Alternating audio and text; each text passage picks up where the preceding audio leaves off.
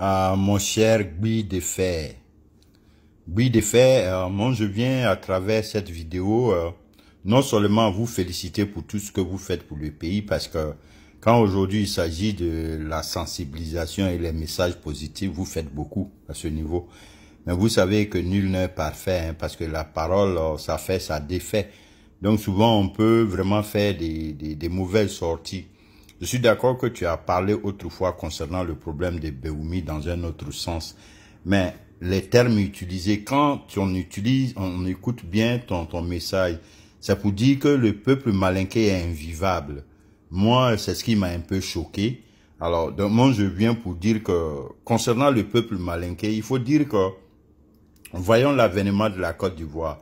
C'est un peuple qui est vivable. Tu ne peux dire en aucun cas que les Malinqués qui sont aujourd'hui dans les régions de la Côte d'Ivoire depuis les indépendances jusqu'à nos jours n'ont pas pris,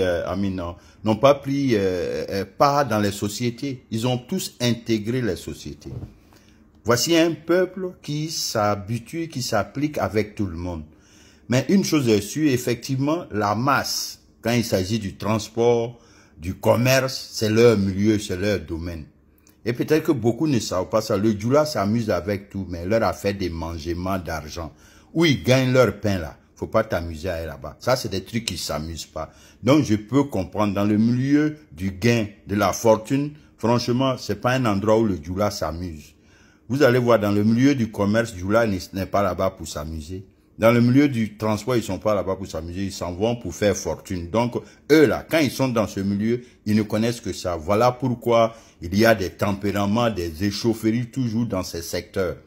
Mais sinon, généraliser ces problèmes, là je dis que non, le peuple malinqué est un peuple vivable parce que nous qui sommes nés à l'ouest, moi je suis né à Daloa. Moi j'ai connu beaucoup de frères de l'ouest qui sont venus chez nous à la maison. L'hospitalité de nos parents, ils leur ont ouvert le bras. D'autres même sont allés à l'école chez nous, ont eu la chance d'aller en Europe.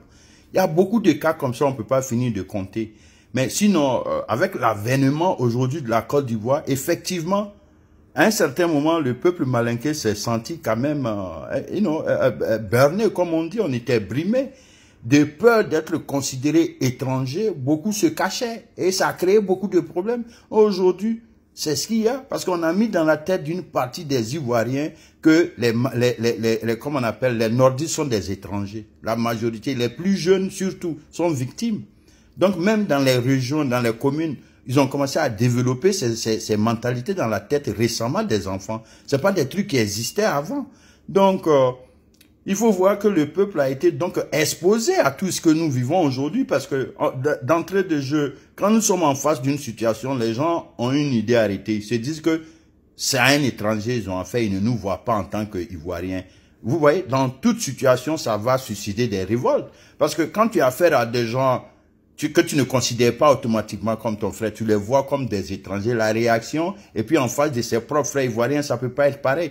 Donc c'est un peu le phénomène, c'est un peu ça qui crée le problème. Donc à ce niveau, on a besoin de se reconstruire, on a besoin de faire beaucoup. Sinon, quitte à dire que parce que le président Alassane Ouattara est président aujourd'hui, que les nordistes, non, là je suis pas d'accord, ils sont victimes. Parce que beaucoup de nordistes n'arrivent pas à se défendre devant ces situations, tout le monde sait.